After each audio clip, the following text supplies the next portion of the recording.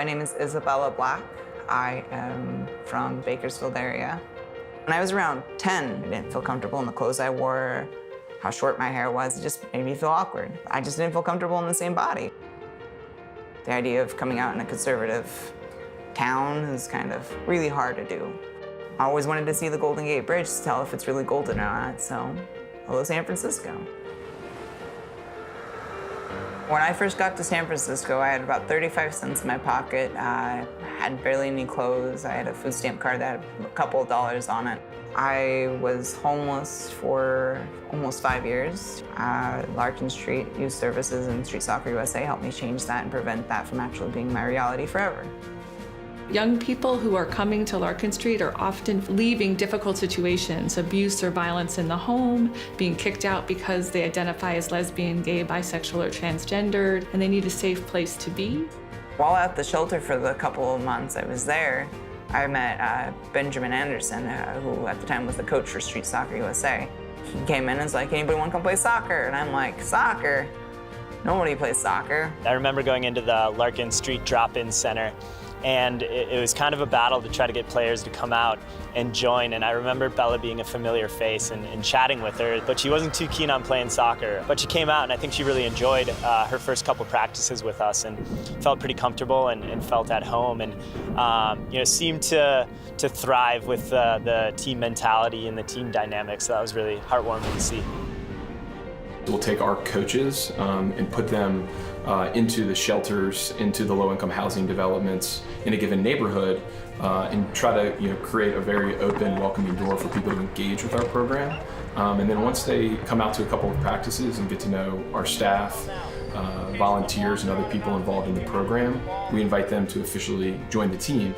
Came back week after week, and every Tuesday it was like, someone want to come play soccer with me? And I'm like, I'll go. If it's really this big and you hear people come out there to play, I'll go.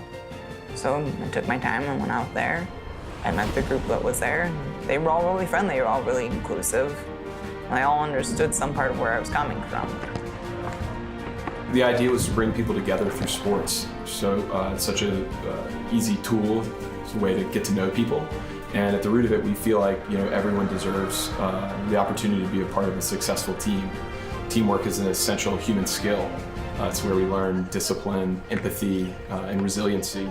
It took me no more than a couple of months to realize I found something.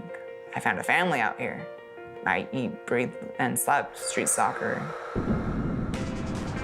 Bella, when we first met her, I think was still somewhat uncomfortable in her own skin.